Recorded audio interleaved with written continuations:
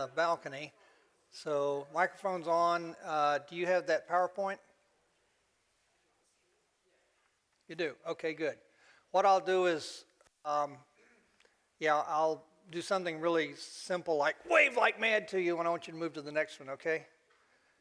After I'd done that for about a month in my last church, they said, why don't you just touch your ear instead of waving madly, and I'll get the message. So I'll let you know anyway. As I said before, I'm a slow learner. Well, gosh, we got a good crowd here. I'm impressed. I'm surprised when anybody shows up to hear me talk. So. And every couple of minutes I'll close my eyes and you can slip out the back, and eventually I'll open my eyes and nobody will be there and I'll quit. I don't know how long a presentation I'm trying to make. I'll try to make it not too long, but I'll try to what I want to do is give you some background, some context for the situation in the Middle East. And you can ask some questions as I go along, but maybe it'll make more sense to ask even more questions after I finish. And I'll talk as long as you want to listen, which may not be that long, but we'll see.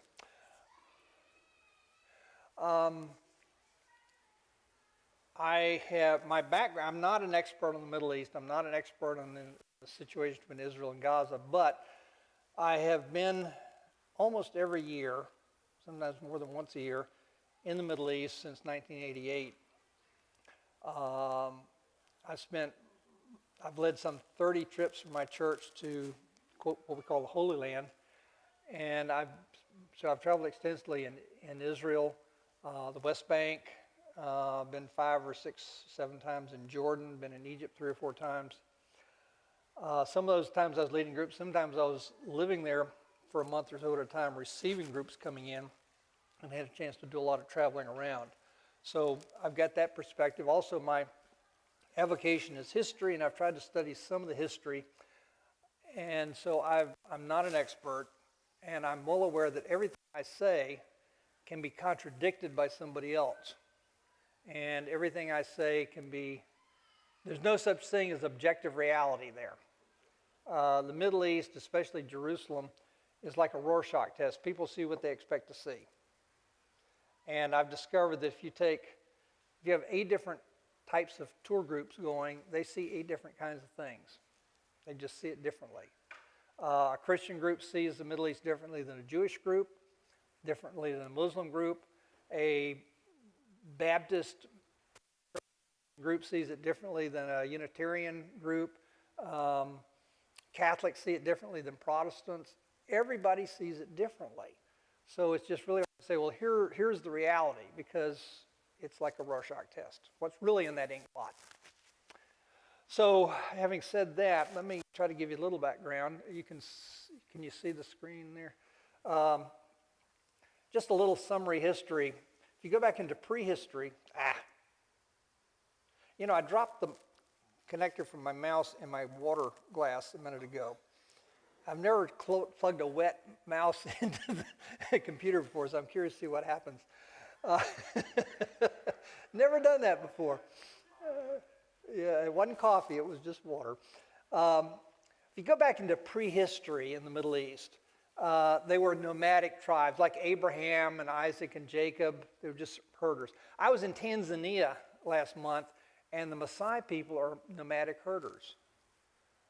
They moved from place to place, and it was the same kind of lifestyle. And they had multiple wives, just like people in the Old Testament did. So it's kind of interesting. There were also some large cities that grew up. 4,500 years ago, there were some pretty big cities there. They weren't just sheep herders. And it's the time of Abraham and Sarah and Hagar. If you go back in the book of Genesis and you go back 2,000 years before Christ, there have been those people, and Abraham was an immigrant.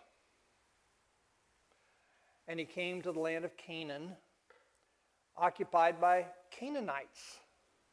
Today we'd call them Palestinians. There were people living there already.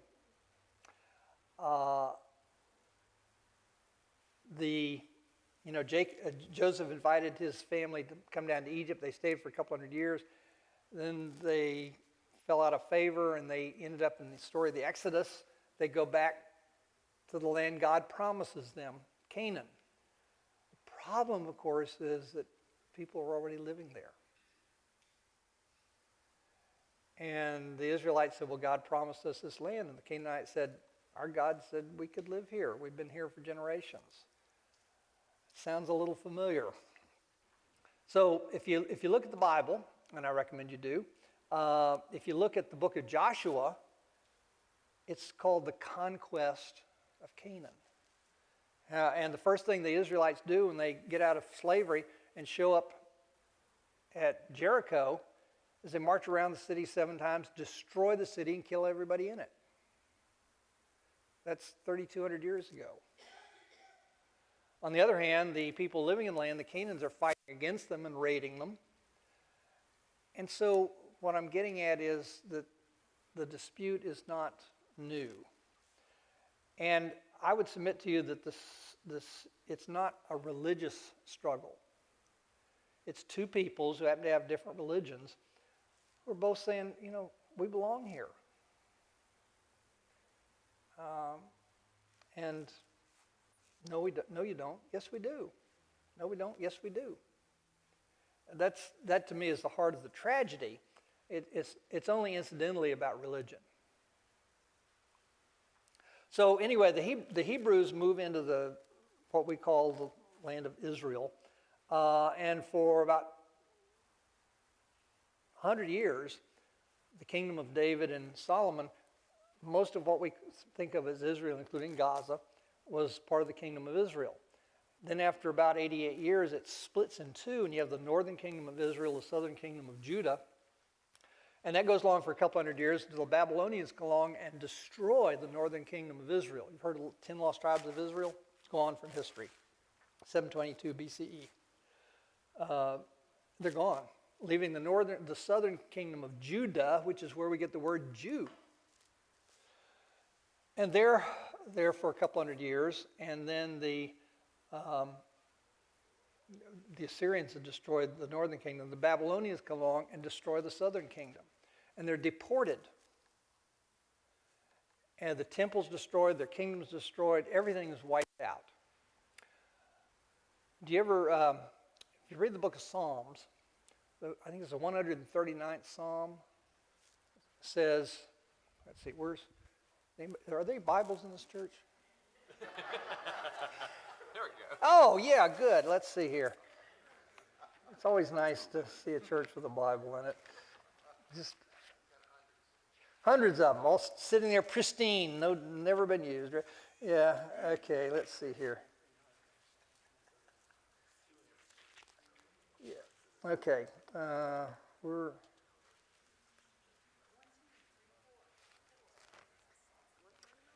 Wait, okay, well, I should look this up before I came in here. Let's see here.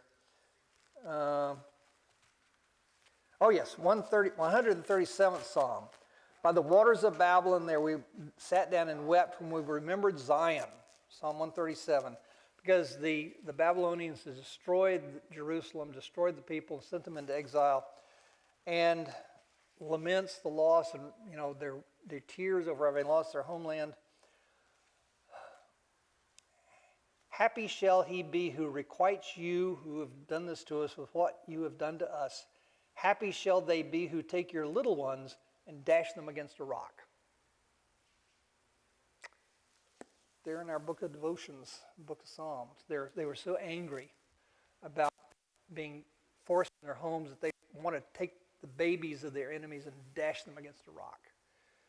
And sounds all too familiar, doesn't it? Exactly. The players haven't changed. The players haven't. The same emotions, different weapons. And I guess that's the fundamental message you want to get across, that the emotions are there, and the tragedy for me is you can see on both sides the tragedy, because Jews have been the scapegoats of the world, and they've been through, their history is almost all tragedy. They keep being destroyed by all these different kingdoms, and then World War II and the Holocaust, and We can only be safe if we have our own homeland. And, well, let me tell you what happens here. Skipping forward a couple thousand years. Oh yeah, let's go forward. Let's go forward a couple of slides here. For the one that says 1240s to 1517. You know, y'all know about the Babylonians, and I'm sure you've all read the book of Maccabees and the Apocrypha. Yeah, y'all are familiar with that. Sure, of course you are. Of course you are. And for about 100 years, the Jews had their own kingdom. They broke free from the Greeks and created the Hasmonean kingdom. The Maccabees, for about 100 years, they ruled. First time in 400 years, they had their own country. And then they got to fighting among themselves, and they were struggling over who's in charge, and there was a Roman army nearby, and one of the leaders of one of the arguers said, "Hey, Romans, help us figure out who's in charge here." And the Romans said, "We think we can help with that." And they took over for the next several hundred years, including the time of Jesus. So you had the Roman period, you've got the Byzantines, who were the successors of the Romans, and then the Crusaders come along, the Arabs, the Crusaders, and yeah, there you go, thank you. You're smarter than me. The Romans, the Byzantines, which are really a continuation of the Romans, and then the Arabs come along around the year 640. They're in charge for coming out of Arabia, and they're Muslim, beginning of the Muslim period. And then the Crusaders come boiling out of Europe, and they come to liberate the Middle East. And when they finally get to Jerusalem, what they do is good Christian warriors, they kill everybody in the city of Jerusalem. Muslims, Christians, and Jews. They all look funny, kill them all. And they had a kingdom in Jerusalem for about 88 years, and then were finally driven out by about the year 1250. Then the Mamluk Turks come. The Mamluks come from Egypt. They're in charge for about 300 years, and then the Ottoman Turks, the people from Turkey who had the kingdom, Suleiman the Magnificent built the great Damascus Gate, if you ever see that in the pictures of Jerusalem. So the Ottoman Turks were in charge for 400 years. And then World War I comes along. And what happens is that, how many of you have seen Lawrence of Arabia? Yeah, great movie. Okay, what happens is Britain is fighting against Germany. Ottoman Turks are allied with Germany. And Lawrence of Arabia shows up and helps the Arabs in a revolt against the Turks. And the British say, if you'll help us defeat the Turks, we'll help you have your own country. Meanwhile, back in London, the British are saying to the Zionist movement and to the Jewish financiers across Europe, if you'll help finance our war, we'll promise you a homeland. The British were promising two peoples the same land. So I blame the British for everything that's wrong. So from 1918 to 1948, Britain is in charge, the League of Nations and the United Nations are in charge, look over them. Then from 1948 to 1967, the State of Israel is established, and in 1967, the war in which Israel conquers what we call the West Bank and Gaza. So let me skip forward. Let me go forward to I got a map, a blank map here. There's a blank map of the world on there. Yeah, there you go. Notice, y'all know where Europe is on that map. You know where Africa is. You know where Asia is. Where do they come together? Right there, basically in Gaza. You know, and there's everywhere. There's deserts and water. The only way you can get from Europe or Asia to Africa and back and forth is going through Israel. That's even true of birds. The migration routes for all the birds from Europe, all the storks from Europe fly through Israel going down to Africa. So it's like being on the highway. It's like Israel and Gaza are on the median of I-95. And if you spend much time on the median, you're going to become roadkill. You get that image? It's the great highway for conquest and migration. And it's a great place to be if you can survive. Okay, the next slide is pretty, isn't it? It shows you the current, more or less current countries. If you're looking at a map, the most important thing to look at is the date it's published, because it changes constantly. It really does. So you better look and see what date am I talking about here. This is fairly current. Let me see if I can look at it here. Yeah, the orangey thing there is Saudi Arabia, but it's surrounded by Yemen and Oman, United Arab Emirates, Qatar, Bahrain. I was in Qatar last month in the airport. They got the most beautiful airport in the entire world there. It's just unbelievable. Egypt, the purpley thing, the Red Sea going up there, and then the Sinai between Egypt and Israel. So you kind of get and there's Syria and Iraq, and of course the purple blob there is Iran. It's in an interesting neighborhood. Next slide shows you the Ottoman Empire at its height. Most of the area I just showed you in the map was in the Ottoman Empire. And then the next map shows you a proposal at the end of World War I on how to divide that up. Let's have a zone controlled by the French, a zone controlled by the British, et cetera, et cetera. And go to the next map, and here's another proposal, how to divide things up. Syria will include everything that's Israel and the West Bank and Jordan, and then Mesopotamia, that's Iraq. They literally sat at a table in Paris dividing up the Middle East, drawing lines.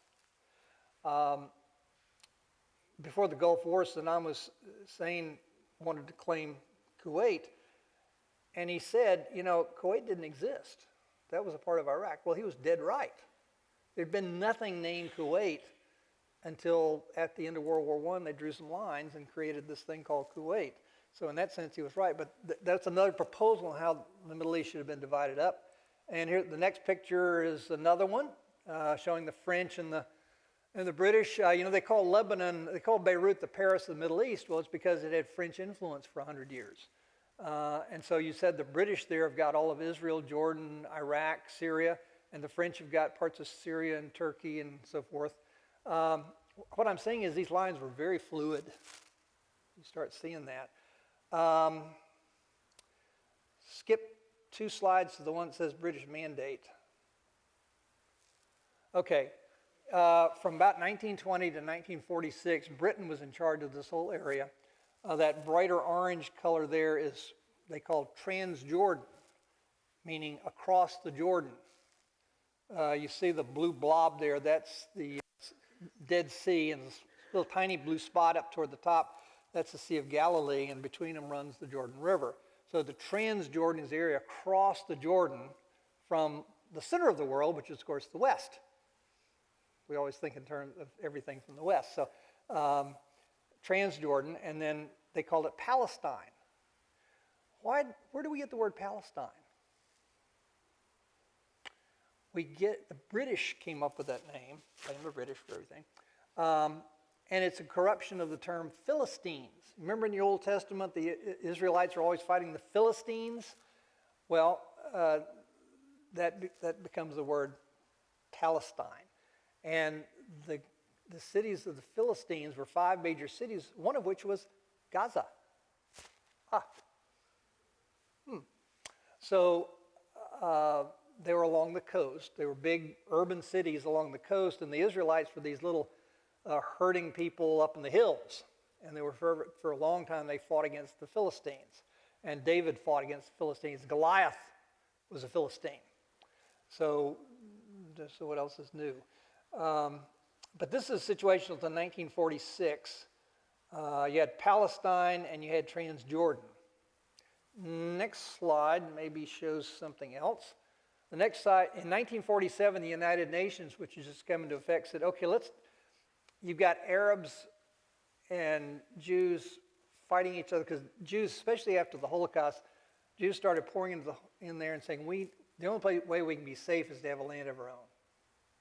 And it's our biblical land. We want to come there and create a homeland.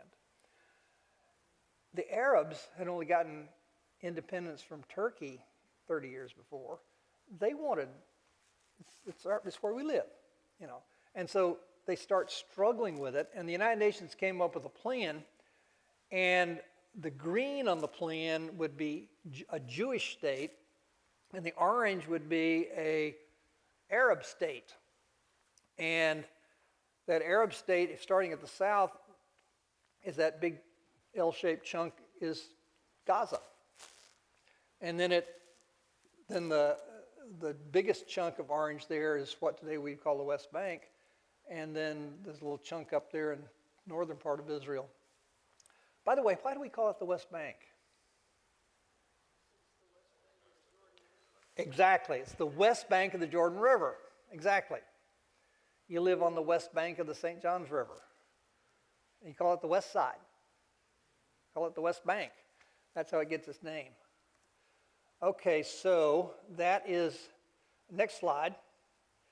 War broke out in 1940. They gave the British said, we're out of here. There was all this terrorism going on against the British. We're out of here. We wash our hands of it.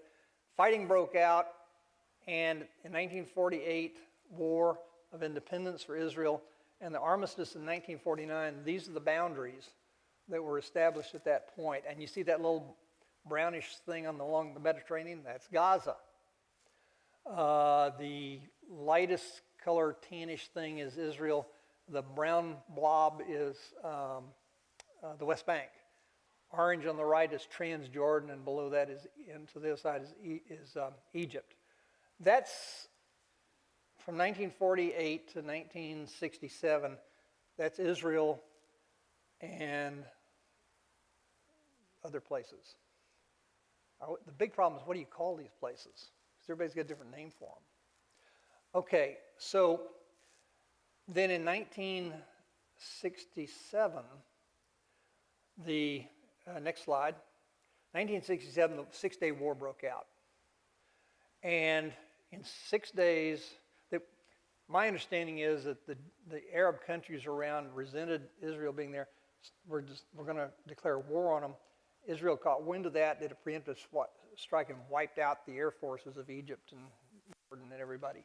And in 6 days, they made the mistake of winning the war, in my opinion, because they won.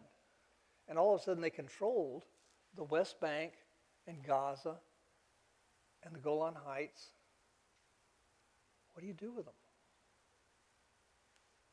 Beware of winning.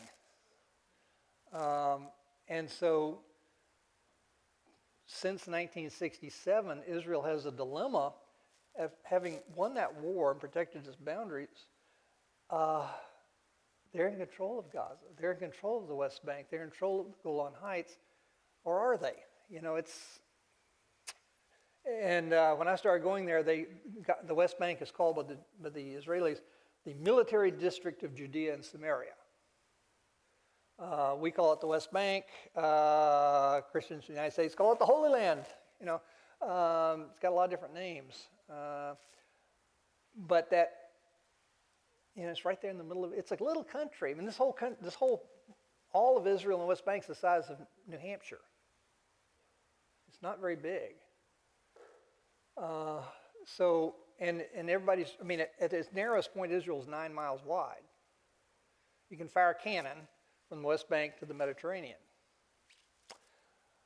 So, and then in 1973 there was another war. The Arab countries, decided to declare war again, and this time Israel did not do a preemptive strike, and Israel almost was overrun. There was some massive fighting up on the Golan Heights, but near Syria, above the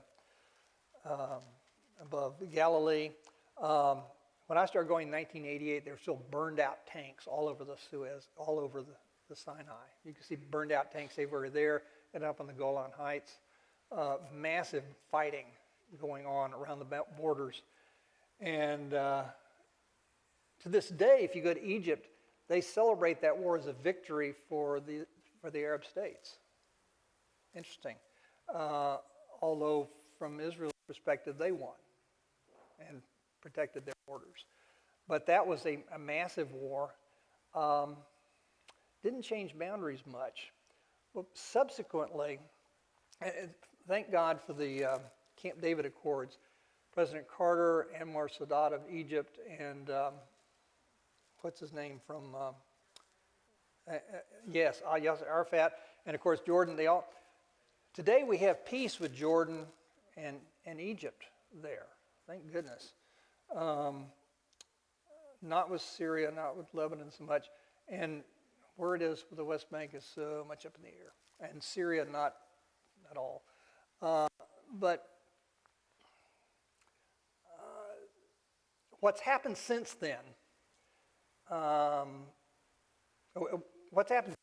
is that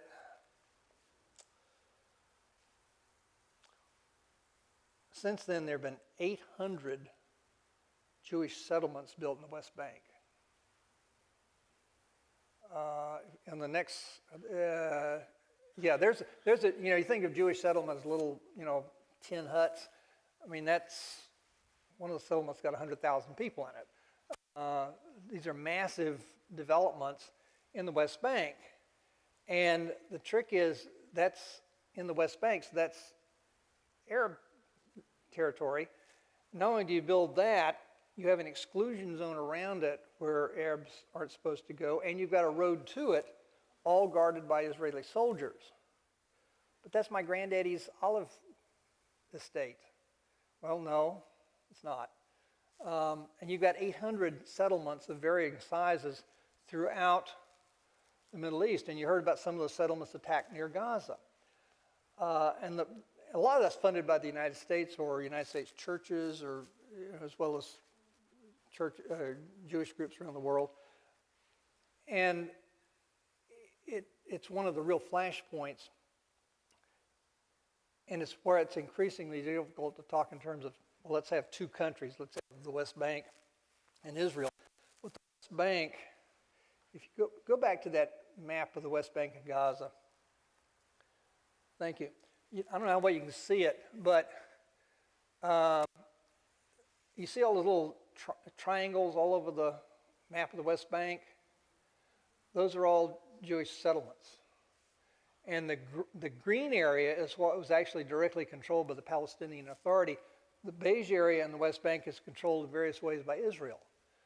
How in the world do you create a state where half the state is occupied by people from another country? I was talking to somebody with the World Health Organization. They were responsible for monitoring the crossings and the health impacts of these crossings. And he gave me a map, and it looks like somebody took a map of the West Bank and fired at it with birdshot. And they're just all over. And of course, the perspective of the Jewish settlers is, God gave us this land. It's our land. We won the war, and God gave us this land, and we need a homeland for Israel, and let's build a settlement here. And the Arab position is, but that's my granddaddy's farm. And that's why I say it's not, in my opinion, it's not a religious struggle. It's about who belongs here. Now, religion gets dragged into it, certainly, but that's my impression or my interpretation. Go ahead, a couple more pictures to the Jerusalem-Bethlehem road. This picture was taken 20 years ago. Jerusalem and Bethlehem are only 6 miles apart. Bethlehem's in the West Bank, but you had to go through checkpoints to get there. And by 2006, next slide, Israel had built a wall. Peace be with you, it says. But that's the wall that separates the West Bank and Jerusalem from Bethlehem. Next slide shows the view. If you want to go to Bethlehem from Jerusalem, it's 6 miles. You got to go through that. And you may have to change from an Israeli bus to a Palestinian bus to do it. Next slide is the view from the other side. So if you're a Palestinian living in Bethlehem, that's your view of Israel.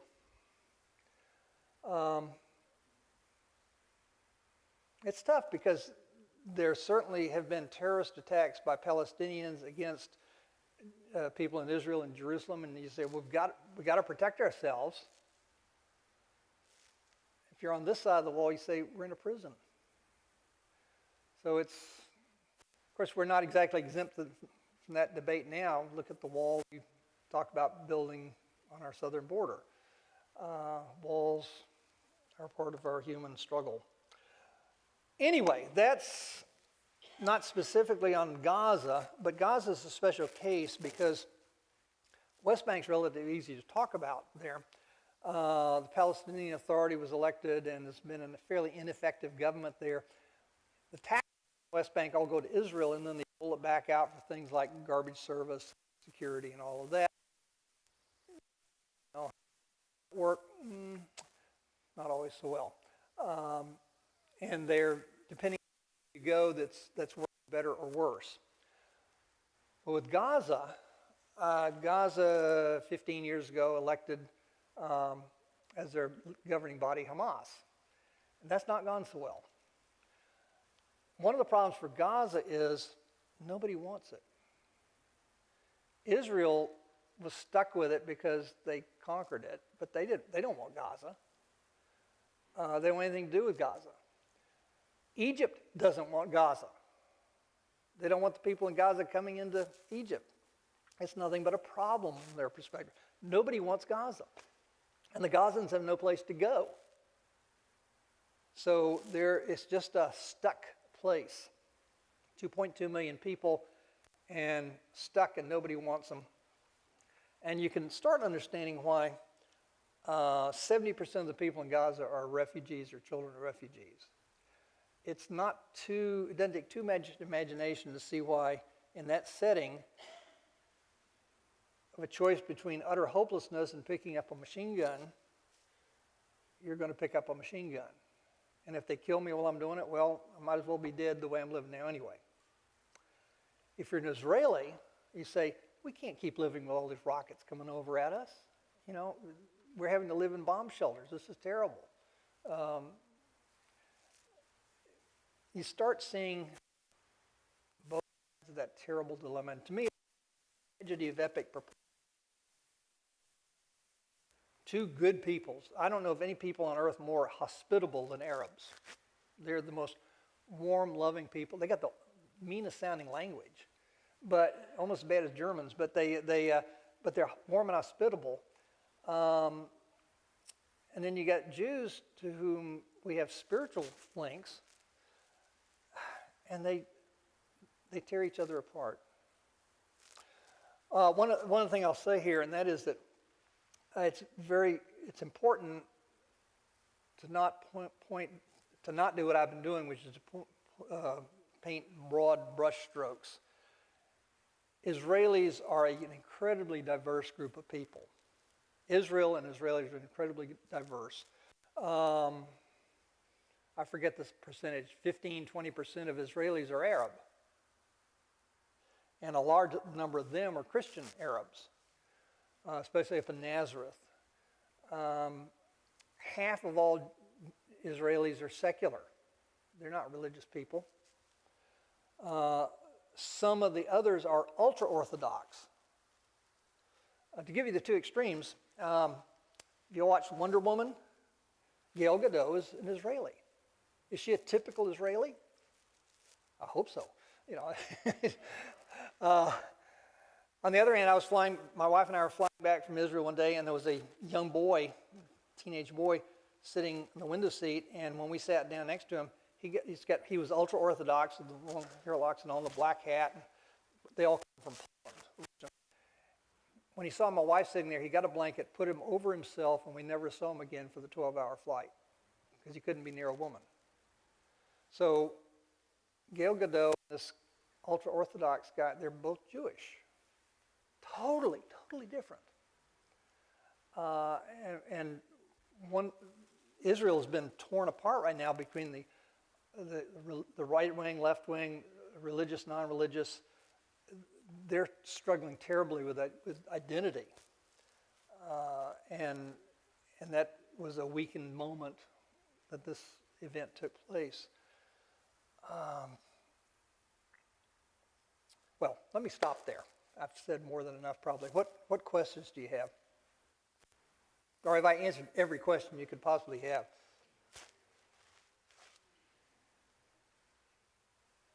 My main goal in most talks is to confuse people. I sense I succeeded. Yes?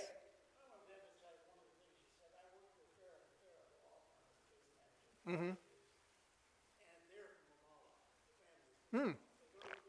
Ramallah is in the West Bank, just outside Jerusalem. Mm-hmm.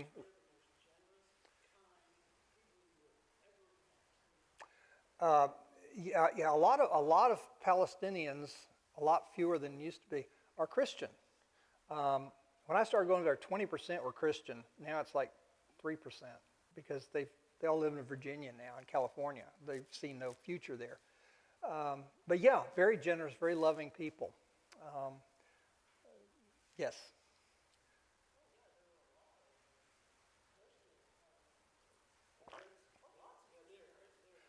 Well, Nazareth and Bethlehem had big populations of Christians. They're you know, one of the confusions Americans have is that Arab doesn't mean Muslim. Arab means ethnic group, basically. And so you've got Arab Christians and Arab Muslims of all stripes. So increasingly, the Arab Christians, it's not viable there, and they've left. Um, mhm. Yes, many Lebanese Christians. Yes, yes.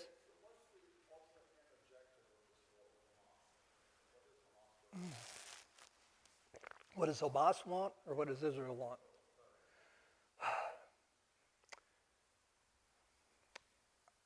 Short answer is I don't know. Part of it just grows out of the sheer frustration of it all. I think my guess is that Hamas would not at all mind seeing a larger war that eventually does away with Israel. And it doesn't take a lot of imagination right now to see a bigger war happening over there. Um, there are many Arab groups that would like to see Israel just disappear. Um, Countries like Jordan and Egypt have come to terms with, okay, they're there, they have the right to exist, we'll just coexist with them. Saudi Arabia was real close to that until this thing broke out. Maybe that was part of the motivation for this happening, that it scotched the agreement between Saudi Arabia and Israel that was very close to happening. And what's Israel's motivation now? Well, what was our motivation after September 11th? You know, but was it good strategy to then go in and invade Iraq? That's not worked out real well. And one of the things we're worried about right now is what's the end game? Okay, let's say Israel goes in and destroys everybody in Hamas. You're left with 2 million survivors there who will think what? And an Arab world that sees a U.S.-supported Israel wiping out thousands and thousands of people in response to an abhorrent, horrible attack by Hamas. It's a tragedy because you can understand some of the perspective of both sides. And what I frankly, to me, everybody's going to lose in this war. Everybody's going to lose. Israel has the military power to win. They can wipe Gaza off the face of the earth. And then what?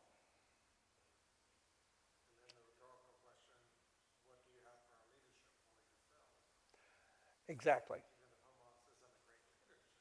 Right. And this is the same problem we had with Iraq. Yeah, we eliminated Saddam Hussein. We had regime change. Is Iraq where we want it to be?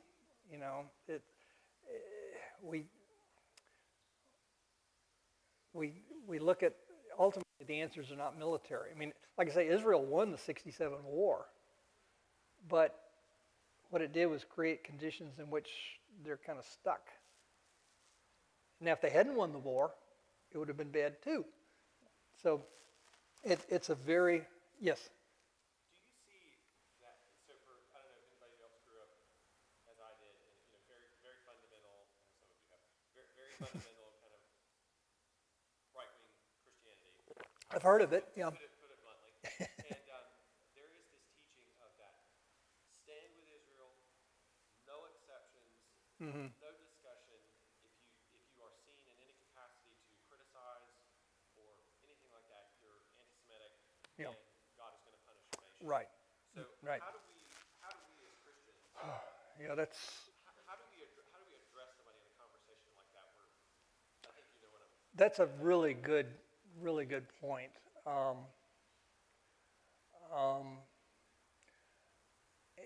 Aren't we in a strange place in the United States where we at the same time are anti-Semitic and think Israel's necessary for the coming of Christ?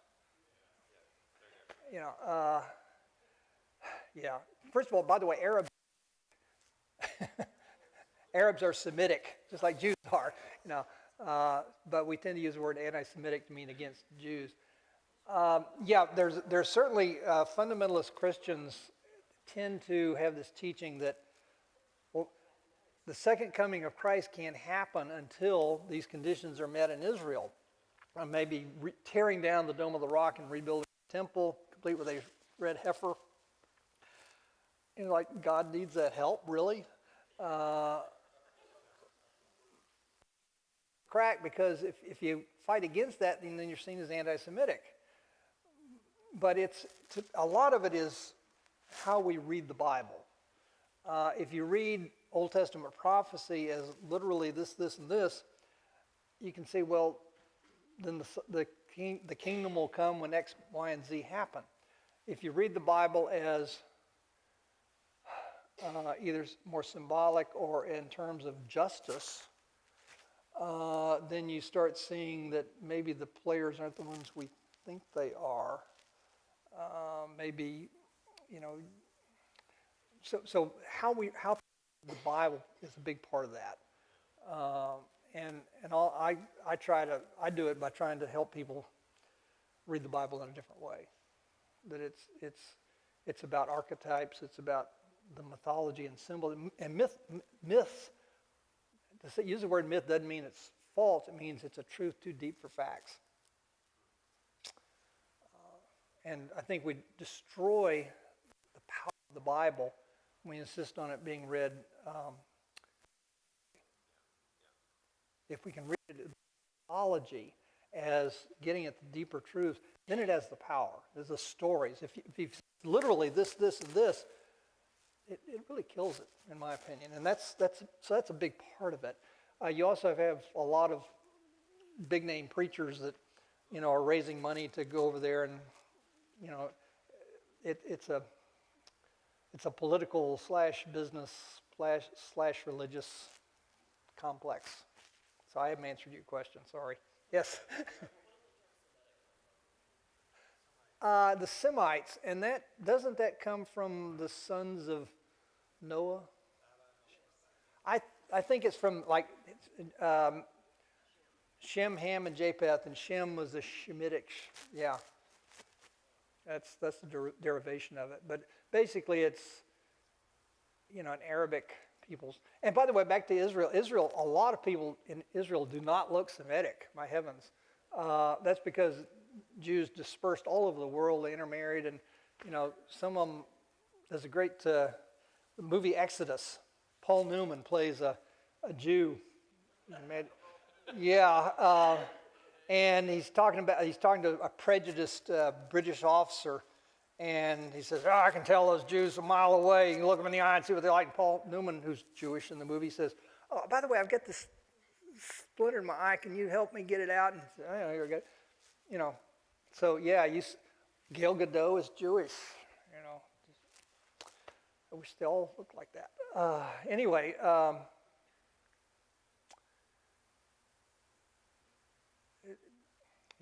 Where was I? I forgot. Next question. How do you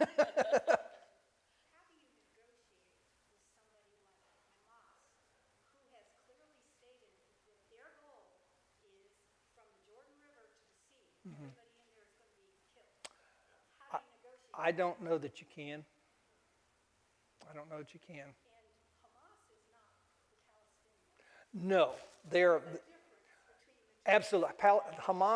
Hamas is one fairly small party within the Palestinians, but they happen to be in control.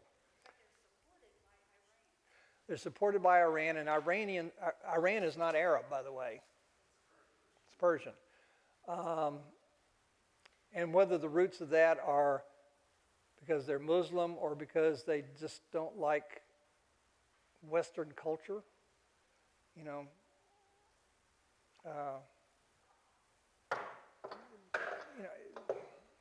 a lot of more conservative Christianity really kind of likes the moral values of fundamentalist Muslims.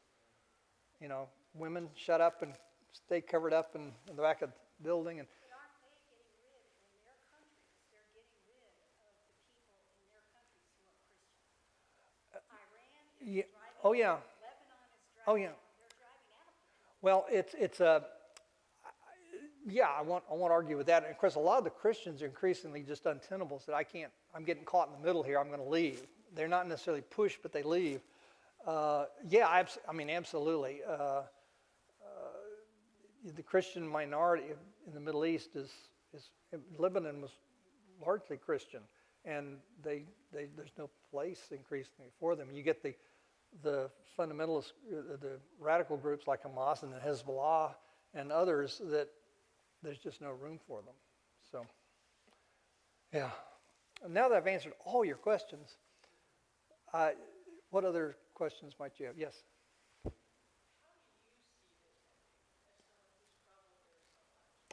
I do not know.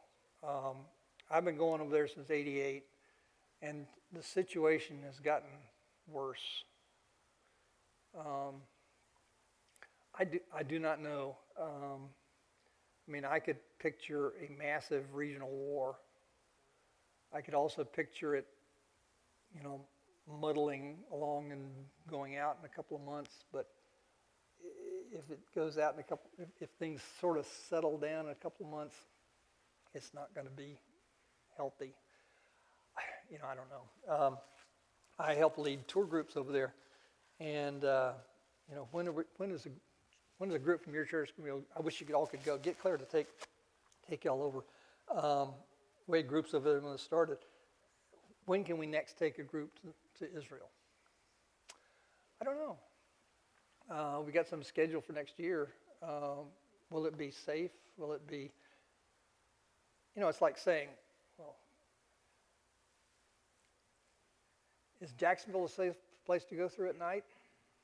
Depends on where you are. Same thing in Israel. Is it safe to tour Israel? It depends on where you are. But yeah, I don't see where it's going. I don't see a happy outcome. I don't know how I don't think you can negotiate it. And yet ultimately, military answer doesn't work in the long run. I mean, you can destroy if you win, what then? Yes.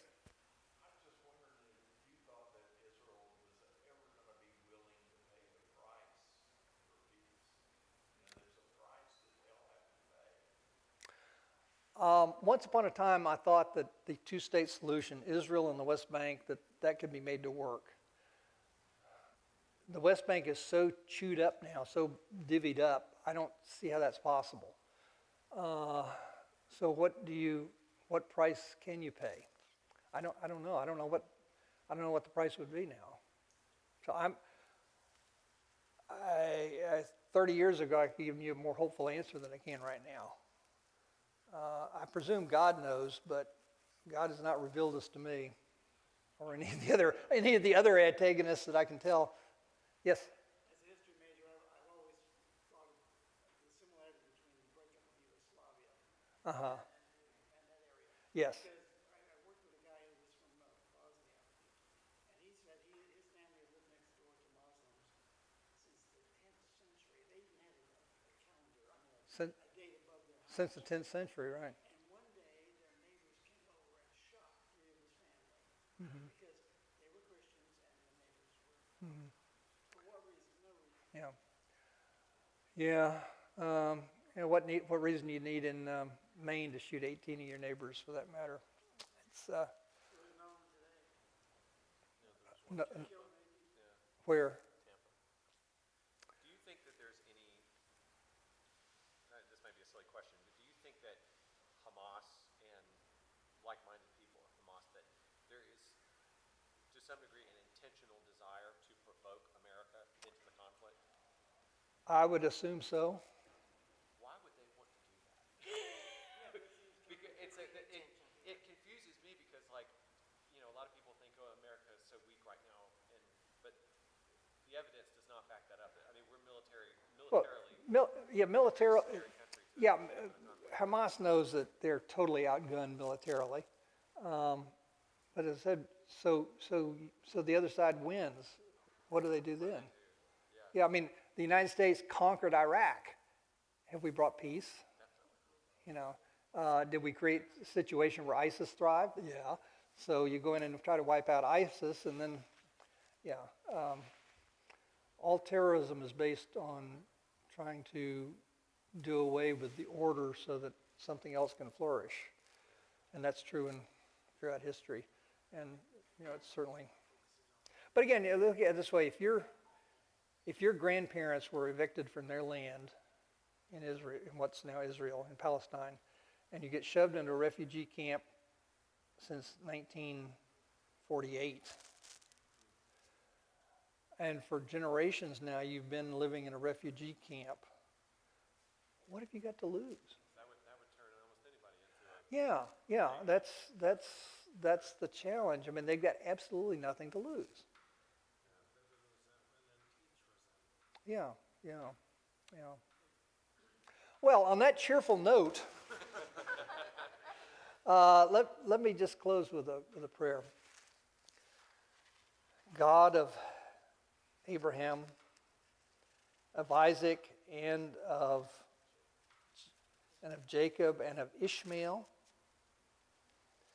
God who promised both to Isaac and Ishmael that they would be the fathers of great nations. If you created us all, sort us all out, show a path to reconciliation where we see no clue, give us hope that only comes from divine, sacrificial love. Amen. Well, thank you all. Y'all have been, there are more of you than I expected. Thank you. You all sat here the whole time.